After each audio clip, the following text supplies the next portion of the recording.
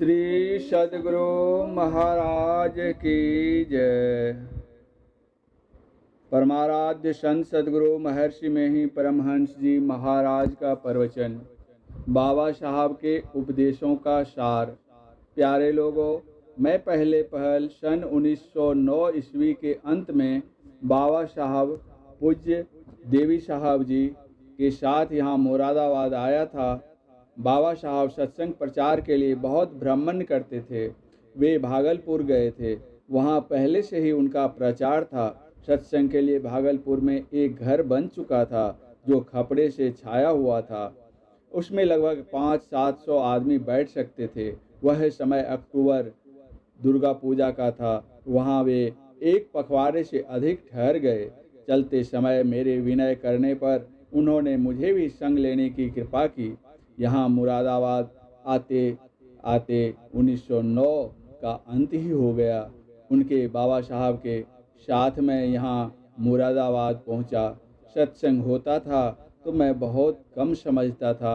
बाबा साहब मुझे विशेष समझाना चाहते थे। सत्संग वचन कहकर वे सबसे पूछते थे, क्या समझा? हमसे भी पूछते थे। वे विद्यालय की शिक्षा के समान ही जिससे याद रहे सत्संग वचन समझाकर प्रश्न क्या करते थे। इनका बाबा साहब का लेख बहुत कम मिलता है। रामायण के बाल का आदि तथा उत्तर का अंत तथा घट रामायण की भूमिका, इन दो ही पुस्तकों में इनका लेख पाया जाता है। इनका मत ऐसा नहीं था कि जिसमें किसी दूसरे मत का खंडन हो। मैं यही जानकर उनके सत्संग में सम्मिलित हुआ था। पूर्णिया जिलांतर्गत ग्राम जोत राम राय में बाबू धीरज लाल जी सत्संग कराते थे। मैंने उनसे पूछा, सत्संग क्या है? उन्होंने उत्तर दिया, ईश्वर भक्ति का उपदेश। मैंने पूछा, आपका क्या मत है? उन्होंने उत्तर दिया, संत मत। मैंने फिर पूछा, संत मत क्या है? उन्होंने उत्तर दिया, जो सब संतों का मत है। मैंने फिर पूछा, आप सब संतों को मानते हैं? उन्होंने उत्तर दिया, हाँ, सब संतों को मानता हूँ। मेरे हृदय में यह सुनकर कि ये सब संतों को मानते हैं, संत मत सत्संग की ओर बड़ा आकर्षण हुआ। मैं पहले सत्संग का विरोधी था। अन्य लोगों को भी सत्संग में जाने के लिए मना करता था। मैं लोगों से कहता था, ये लोग सत्संगी गुरु को नहीं मानते, वहाँ मत जाओ। क्योंकि मैं तो कभी सत्संग में गया था नहीं, केवल लोगों से सुना था कि ये लोग गुरु देवता देवी आदि किसी को नहीं मानते। बाबा साहब कहते थे, वैदिक धर्मी मुसलमान ईसाई कुछ बने रहो, असली चीज धर्म को जानो और ध्यानाभ्यास किए बिना एक दिन भी मत रहो। इनमें बाबा साहब में मतांतर नहीं था। उनको यह उपदेश करते मैंने देखा था। हम लोग उनको याद करें, इसलिए मैं उनके उपदेशों का वर्णन करता हूँ, उनके शरीर का नहीं। उनके उपदेश का वर्णन करने से हम में उस कर्म को करने के लिए प्रेरणा होती है। सन 1909 ईस्वी में मुझे बाबा साहब के प्रथम दर्शन हुए। सन 1919 ईस्वी में वे परम धाम सिधारे। वे सिखाते थे, सत्य बोलो। अगर कोई झूठ बोले और उनको मालूम हो तो वे कहते थे, ऐसा क्यों किया? अपनी झूठ बोलने वाली जिह्वा को निकाल कर क्यों नहीं फेंक देते? सन 1912 ईस्वी में मैं फिर मुरादाबाद आया। वे कहते थे, सबको दुनिया में आज़ादी हासिल करनी चाहिए। उनके कथनानुसार अपनी कमाई से अपना गुजर करना चाहिए। गुजर करना दुनिया में आज़ादी हासिल करना था।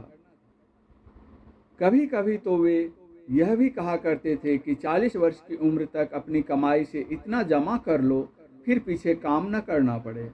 बाबा साहब के पूछने पर मैंने मधुकरी वृत्ति से अपने जीवन यापन के विषय में बाबा साहब से कहा था। इस पर बाबा साहब ने कहा कि जो अपनी इच्छा कम रखते हैं वे थोड़ी सी पूंजी पाकर भी संतुष्ट रहेंगे। विशेष इच्छा रखने वाले संतोषी नहीं होते और इसी कारण वे दुखी रहते हैं। फिर मुझसे बोले, तुम थोड़ी सी जमीन लेकर बांस लगाओ। किंतु मुझे पिताजी से जमीन मांगने में लज्जा आती थी, क्योंकि मैंने पिताजी की सेवा कुछ भी नहीं की थी।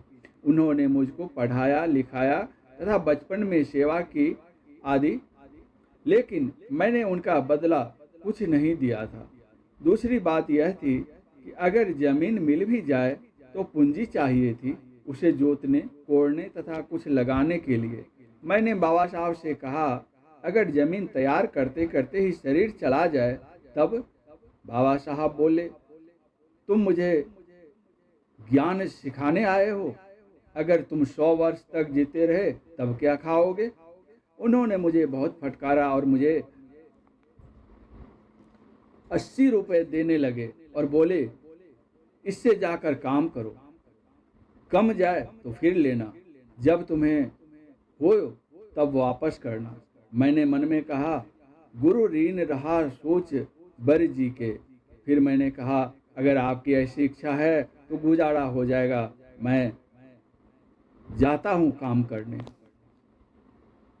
वे बाबा साहब चाहते थे कि कोई आदमी ऐसा न हो जो अपने कमाई से नहीं खा सके, इसलिए मैंने कुछ मोटा काम किया, बांस बाड़ी लगाई, फिर 1.25 वर्षों तक लड़कों को पढ़ाकर अपना गुजारा किया। उन बाबा साहब की कृपा से अब यूं ही चलता है। कुछ दिनों तक यहाँ मुरादाबाद रहने के पश्चात मैं अपने वहाँ लौट गया। फिर लौटकर जब मैंने यहाँ बाबा साहब से भेंट की तब बाबा साहब बोले, मोक्ष तो दूर की बात है, पर संसार से तुम आज़ाद हो गए। खाने के लिए कोई दूसरे का मोहताज बने, ऐसा उनका ख्याल नहीं था। लालची की नज़र में कितना ही धन हो वह कम ही है। लालच पर एक सुप्रसिद्ध कथा है। एक राजा बड़ा लालची था। कितना ही धन मिले पर वह संतुष्ट नहीं होता था। अपनी प्रजा से अनेक प्रकार के कर लेकर जब उसे संतोष नहीं हुआ तो उसने फौज लेकर समुद्र पर चढ़ाई कर दी और कर मांगने लगा। जब सीधी बातों से समुद्र ने कर नहीं दिया तो वह राजा समुद्र में गोले बम आदि बरसाने लगा। समुद्र मनुष्य के रूप में आकर बोला, राजन क्या बात है जो गोले गिराकर मेरे अंदर रहने वाले मगर मछली कछुए आदि अनेकों जीवों की हत्या कर रहे हो।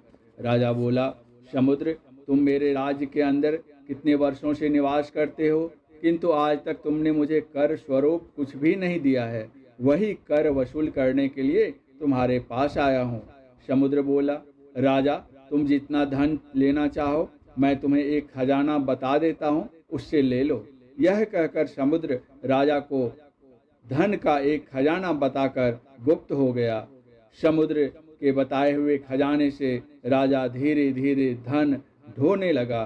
धन ढोते ढोते राजा के कितने बैल मर गए, गाड़ियां टूट गई, कितने नौकर बीमार हो गए। राजा का घर धन से भर गया, किंतु राजा का मन नहीं भरा, क्योंकि समुद्र के बताए हुए खजाने के धन का अंत ही नहीं होता था। राजा फिर फौज लेकर समुद्र किनारे पहुंचा और बम गोला आदि बरसाने लगा। समुद्र फिर मनुष्य रूप में आकर बोला, राजन अब क्या बात है, कहिए। राजा बोला, तुम्हारे धन को ढोते ढोते मेरे सब घर भर गए, किंतु तुम्हारे धन का अंत नहीं हुआ। अब मेरे पास स्थान नहीं जहां धन को ले जाकर रख सकूं, इसलिए कोई ऐसा बर्तन दो जिसमें सब धन अट सके। समुद्र ने राजा के हाथ में मनुष्य खोपड़ी देते हुए कहा, राजा यह खोपड़ी लो, इसी में रखो। यह कहकर समुद्र अंतर्ध्यान हो गया। राजा तो पहले मन ही मन घबराया, भला इसमें कितना धन अट सकता है। फिर जब उसमें धन भरने लगा तब न तो खोपड़ी ही भरती है और न धन का ही अंत होता है। यह देखकर राजा और भी विशेष व्याकुल हो गया। उन्होंने राजा ने फिर समुद्र पर गोले बरसाना आरंभ कर दिया। समुद्र फिर मनुष्य रूप में प्रकट हुआ और बोला, राजा क्या बात है जो बारंबार मुझ पर गोलेबारी करते हो। राजा बोला, समुद्र देखो यह न खोपड़ी भरती है और न इस धन का अंत होता है, अब क्या किया जाए। समुद्र बोला, राजा तुम बड़े मूर्ख हो, मनुष्य की खोपड़ी भी कहीं भरती है इस पर राख डालो तभी यह खोपड़ी भरेगी। यह कहकर समुद्र ने थोड़ी सी मिट्टी ले खोपड़ी में रख दी। मिट्टी रखते ही खोपड़ी भर गई।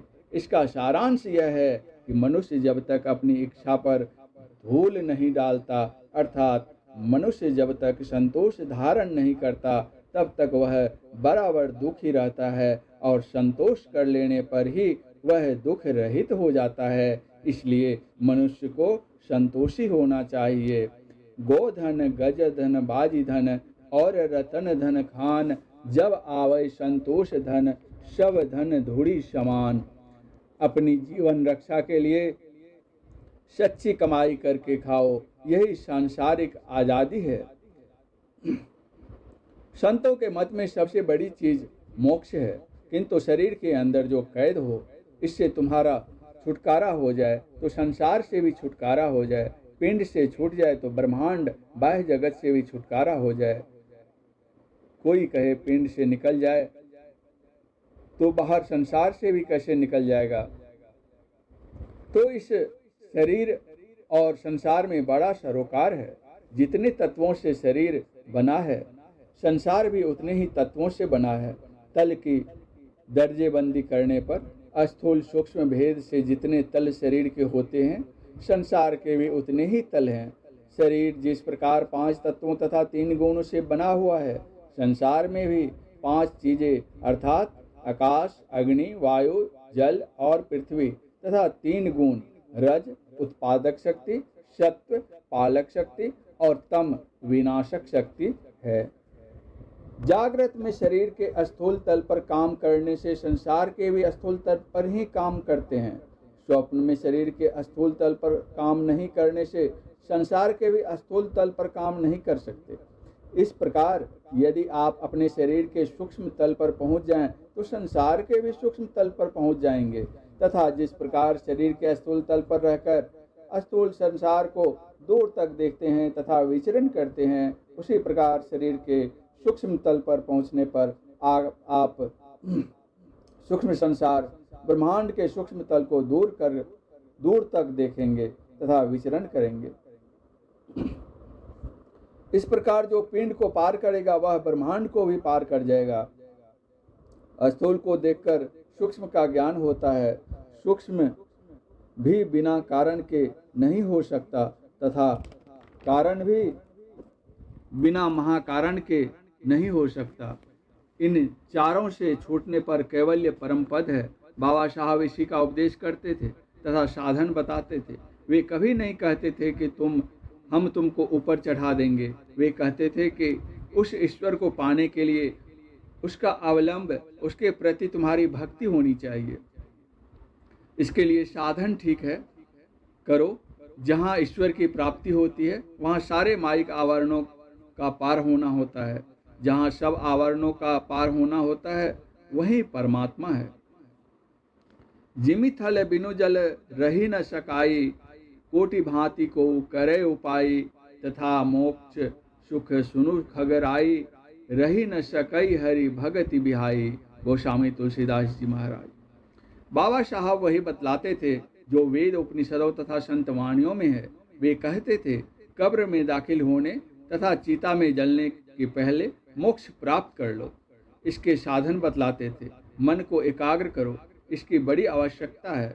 सूरत फंसी संसार में, ताते पड़िगा दूर, सूरत बांधी स्वस्थिर करो, 8 पहर हुजूर। पहले मोटा मोटी जप करो, फिर किसी स्थूल रूप का मानस ध्यान करो, फिर सूक्ष्म ध्यान के लिए दृष्टि साधन करो। दृष्टि साधन उसको कहते हैं कि जो आँख के साथ अभ्यास किया जाता है।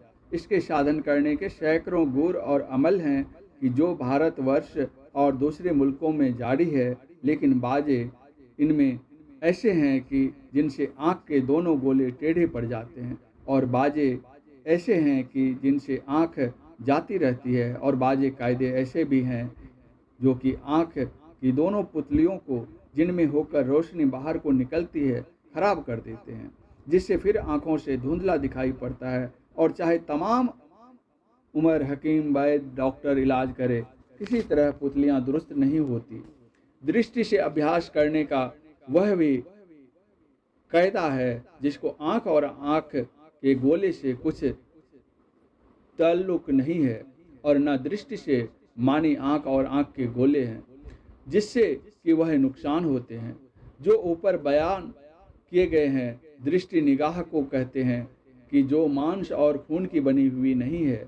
मनुष्य में यह निगाह ऐसी बड़ी ताकतवर चीज है कि जितने बड़े बड़े छिपे हुए साइंस और विद्याओं को निकाल कर दुनिया में जाहिर किया है और सिद्धि वगैरह की असलियत और मशालों का पता जिससे कि वह हो सकती है, सिवाय इसके और किसी से नहीं लग सकता है। योग विद्या सीखने का दृष्टि पहला कायदा है और इससे अभ्यास करने का गुर ऐसा उम्दा है जिससे स्थूल शरीर के किसी हिस्से को कुछ तकलीफ नहीं होती है और अभ्यासी इसके अभ्यास से उन निशानों को जिनको कि ईश्वर या खुदा की आकाशी या आसमानी ग्रंथों और किताबों में सबसे बड़ा बतलाया है, जल्द पाकर मालूम कर लेता है। और तमाम दुनिया के सिद्धांत और उसूल अभ्यासी रूबरू हाथ जोड़कर खड़े रहते हैं कि जो तमाम उम्र पोथियों और ग्रंथों के पढ़ने और सुनने से हासिल नहीं होते, लेकिन दृष्टि सिर्फ उसी जगह पहुंच जा सकती है जहां तक कि रूप है और जहां से कि आवागमन हो सकता है। दृष्टि उसके आगे नहीं जा सकती जहां की रूप और रेखा कुछ भी नहीं है और जहां से कि मोक्ष होता है। संतों के मत में सबसे बड़ा पदार्थ मोक्ष है और उस जगह तक दृष्टि नहीं जा सकती, इसलिए शब्द का दूसरा कायदा वहां पहुंचने का उपदेश दिया गया है। बाबा साहब के दृष्टि योग, दृष्टि साधन तथा शब्द योग, शब्द साधन विषयक वर्णन को कबीर साहब का यह शब्द अत्यंत पुष्ट करता है। गगन की ओट निशाना है, दाहिने सूर्य चंद्रमा बाए, तिनके बीच छिपाना है, तन की कमान सूरत का रोदा, शब्द बान ले ताना है, मारत बान विंधा तन ही तन, सतगुरु का परवाना है, मारियो बान घाव नहीं तन में, जिन लागा तिन जाना है, कहे कबीर सुनो भाई साधो, जिन जाना तिन माना है। इसी प्रकार की वाणी सब संतों की वाणियों में पाई जाती है। बाबा साहब कहते थे कि दृष्टि अभ्यास के बाद शब्द अभ्यास करो, भजन के समय कुछ सब ख्यालों का विसर्जन कर बैठो, भाव शून्य होकर बैठो, गुरु के बताए निशाने पर अपने को लगाओ। भावना करते हुए जो बैठता है वह भावना के अनुकूल होता है, इसलिए भावना को छोड़ो। वे अनेक शब्दों का जिक्र नहीं करते थे, एक सार शब्द पर ही विशेष जोर देते थे। गवैया लोग गाने के लिए बैठते हैं तो बाजा मिलाते हैं। क्या मिलाते हैं? सितार, सारंगी, तबला, डुग्गी, हारमोनियम, मजीरा आदि। इन सब की अलग अलग आवाजें हैं। उन लोगों से पूछने पर मालूम हुआ कि हम लोग साज को एक समान कसते हैं जिससे सबका स्वर एक मिले। सबका स्वर मिलने पर सब ध्वनियां एक ही मालूम होती है। सब साजों की ध्वनियों में एकता होने पर तब यह मालूम नहीं होता कि यह इसकी और यह उसकी आवाज है, सब एक ही हो जाती है। उसी प्रकार सब आवाजों की एक आवाज सार शब्द है, यह बाबा साहब कहते थे। वह ध्वनि देर तक रहती है। महति सूर्य मानोपि मेघम भेड़ियादि के ध्वनो तत्र सूक्ष्मात सूक्ष्म तरंग नाद में परामृशेत। हठ योग प्रदीपिका गोरखनाथ जी महाराज के शिष्य स्वात्मा राम जी महाराज। अर्थ, मेघ भेरी आदि का जो महान शब्द है उसके तुल्य शब्द के सुनने पर भी उन शब्दों में सूक्ष्म से सूक्ष्म जो नाद है उसका चिंतन करे, क्योंकि सूक्ष्म नाद चिरकाल तक रहता है, उसमें आसक्त हुआ है चित्त उसका, ऐसा मनुष्य भी चिरकाल तक अस्थिर मति हो जाता है। इसलिए बाबा साहब एक सार शब्द के लिए उपदेश देते थे। एक शब्द को कहाँ पकड़ोगे, इसलिए दृष्टि योग पर बहुत जोर देते थे। सुखमन के घरी राग सुनी, सुन मंडल लिवलाई, अकथ कथा विचारिये, मन सा मन ही समाई। उलटी कमलु अमृति मरी भरिया, इहु मन कतहु न जाई, अजपा जाप न बिसरे, आदि जुगादि समाई। सभी सखिया पंचय मिले, गुरुमुखी निज घरी वासो, शब्द खोज इहु घर लहे, नानको ताका दासु गुरु नानक साहब। यही उपदेश हम लोगों को बाबा साहब दे गए हैं, जिसका वर्णन कबीर साहब और गुरु नानक साहब आदि संतों की वाणियों में भी पाया जाता है। सदाचार का पालन करना चाहिए। झूठ, चोरी, नशा, हिंसा तथा व्यभिचार, इन पांचों पापों से मनुष्य को अलग रहना चाहिए। बाबा साहब हम लोगों को जो उपदेश दे गए हैं वह अत्यंत दृढ़ है तथा रास्ता बिल्कुल ठीक है। हम लोगों को उस पर दृढ़ता के साथ चलना चाहिए। परम पूज्य गुरुदेव का यह प्रवचन बाबा देवी साहब के निर्वाण दिवस पर संत मत सत्संग मंदिर मुरादाबाद उत्तर प्रदेश में दिनांक 21/1/1951 ईस्वी के सत्संग में हुआ था। श्री सद्गुरु महाराज की जय।